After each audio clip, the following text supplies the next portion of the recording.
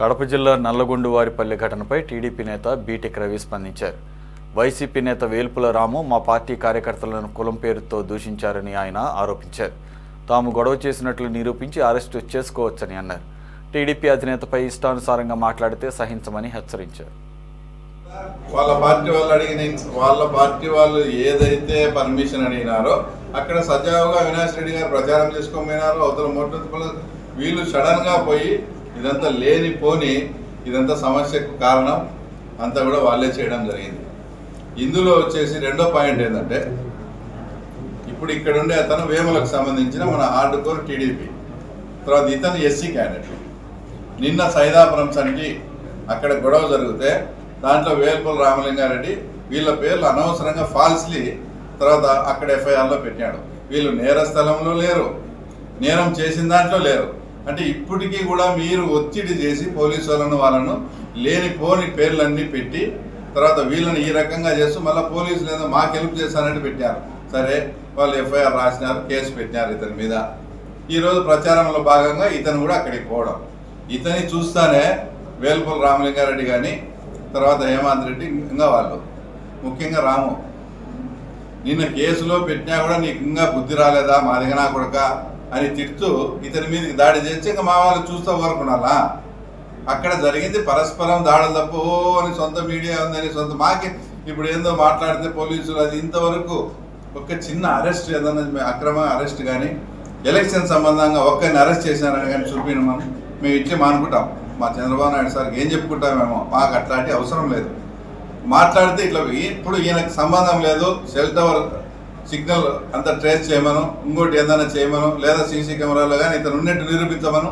ఇట్లాంటి ఫాల్స్గా మీరు లేని వాళ్ళన్నీ పెట్టి రెచ్చగొట్టి ఆ తర్వాత మీరు ఇంత దూరం తెచ్చుకుంటా మళ్ళీ మా మీద నింద వేస్తా తర్వాత మా మీద మాట్లాడుతూ ఉన్నారు. తర్వాత పోలీసులు అనేది ఎత్తుకునే నుంచి Rachamalli Prasad Reddy police police police అని ఏదైనా మాట్లాడు. మా చంద్రబాబు నాయుడు గారు నిజంగా కక్ష సాధింపు చర్య చేసే వ్యక్తి కాదు కాబట్టి తర్వాత నువ్వు ఈరోజు వాస్తవంగా పొద్దుటూరులో తిరుగుతాను. అదే ఇదే నందం సుబ్బయ్య హత్య కేసు కన్నా రీఓపెన్ చేస్తే నువ్వు 100% నువ్వు ముద్ద అవుతావు. మా చంద్రబాబు నాయుడు గారు ఇంకా అంత కక్షపూరితంగా పోవడంలే, చాలా మెతక వైఖరి ఉన్నాడు కాబట్టి తర్వాత నువ్వు ఈ రకంగా తర్వాత ఈరోజు మాట్లాడుతూ ఉండవు. కాబట్టి ఏది చూసినా పోలీసు అనేది ఇది అసలు మాట్లాడితే మొత్తం మగవాళ్ళందరినీ అరెస్ట్ చేస్తారు, మా ఆడవాళ్ళు చేస్తారనేది ఎక్కడ అసలు ఒక్క అరెస్ట్ చూపివ్వనండి, ఎక్కడ ఉంది అసలు? మాట్లాడితే ఏదో చంద్రబాబు నాయుడు గారు అది చేస్తారు. అసలు చంద్రబాబు నాయుడు గారికి ఇక్కడ ఏదన్నా కానీ ఇంకా మమ్మల్ని కంట్రోల్ చేస్తా, మా కార్యకర్తలు వాళ్ళు పెట్టిన బాధలతో పోలిస్తే చాలా ఇదిగా ఉంటే మమ్మల్ని మా అధినాయకులు కంట్రోల్ చేస్తా అన్నారు కాబట్టి అసలు వాస్తవంగా ఈ పరిస్థితి ఉంది. ఏదో మాట్లాడితే పోలీసు అంటారు.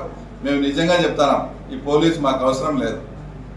మీకు చేతనైతే ఏందో పోలీసు లేకుంటే నేనేందో చేతగానా కొడుకునైనట్టు ఏదో పోలీసులను అడ్డం పెట్టుకున్నట్టు చేస్తాను కదా. చేతనైతే ఇప్పుడు అసలు చరిత్రలో పానిపట్టు యుద్ధము, విజయనగరం సామ్రాజ్యం, తల్లికోట యుద్ధం ఒక ప్లేస్ సెలెక్ట్ చేసుకొని కొట్లాడినారు. అట్లా అవసరమైతే నీ రామేశ్వరమే సెలెక్ట్ చేయి, ఈ నుంచి మేము వస్తాం 105 పోలీసులు లేకుండా తెలుసుకుందాం.